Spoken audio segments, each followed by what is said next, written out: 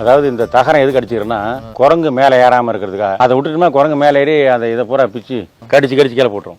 ஒரு குரங்கு கிடையாது, ஒரு 100 குரங்கு வரும். இங்கே மட்டும் 100 குரங்கு வரும். இது மாதிரி கட்டிட்டோம்னாக்கா குரங்கு ஏற முடியாது, வளவளன்னு கீழே விழுந்துரும். குரங்கை தாண்டி வேறு பாம்பு எல்லாமே வரும். அது பாட்டு அது இருக்கிறவனே நாம் பாட்டு இருக்க வேண்டியதான். இது வந்து ஒரு 120 110 அடி ஆழம் இருக்குது கிணறு.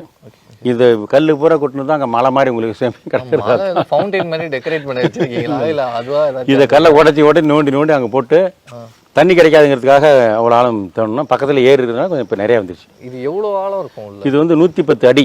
110 உள்ளே போனால் வெளில வர முடியாதுன்னு. ஏன் வெளியே நானும் உள்ள குமிச்சிட்டு வெளியே வருவேன். அப்படியா?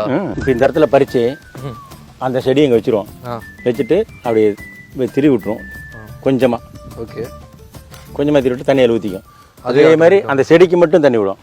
சரி, இது வந்து நம்ம திருப்புறது வந்து ஒரு இதுக்கு ஒரே மாதிரி வச்சிருவோம். எல்லாமே சரியா ஒரு இவ்வளவு மட்டும் தண்ணி வர மாதிரி வச்சுட்டா எல்லாம் ஒரே மாதிரி தண்ணி வரும். ஓகே, ஒன்னே ஒன்று திருப்பினா போதும். ஆமா, இவ்வளோ அகலம் தண்ணி பாய்ஞ்சோன்னு விட்டுலாம்.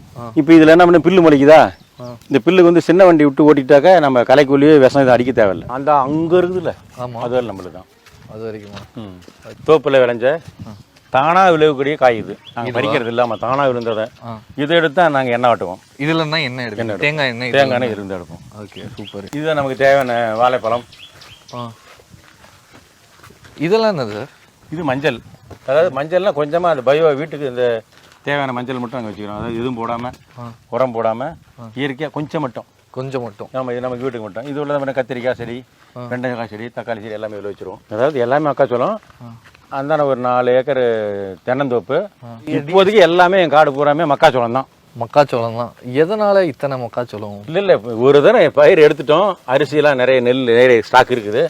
இனிமேல் மக்காச்சோளத்தை வித்துருவோம் அப்படிங்கிறதுக்காக. ஓகே, மக்காச்சோளம் வந்து இங்கேருந்து நீங்கள் சாப்பிட்ற ஃபுட்டுமே வந்து எல்லாமே இங்கேருந்து விளைவிக்கிறோம். இங்கேருந்து தான் விளையிறது. இதுவும் மக்காச்சோளம். ஆமாம், இது அது மக்காச்சோளம். இது இதான் அந்த செடி, வெண்டை செடி சொல்லுவாங்க இல்லையா?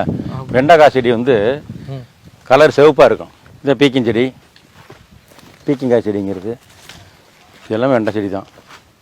சாப்பிட்ற சாப்பாடு தான் முக்கியம். டைமிங்லாம் முக்கியமே. டைமிங்கே நம்ம சாப்பிட போகிறோம்.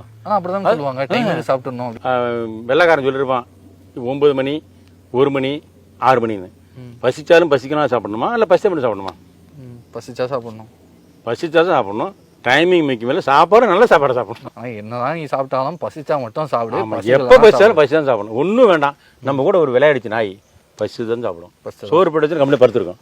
பசிக்கும் போது தான் சாப்பிடும். அதுக்குற அறிவு கூட நமக்கு இல்லை. என்ன பண்ணுறது? மணி 10 வச்சுட்டு 9 மணிக்கு மணி ஆயிடுச்சு பாரு சாப்பிடலாம் அப்படின்னு தான் சொல்லுவாங்க. பசிக்குது சாப்பிடலாம் சொல்ல முடியும். அது மாதிரி நம்ம பசிச்சா புசி, அதான் உண்மை.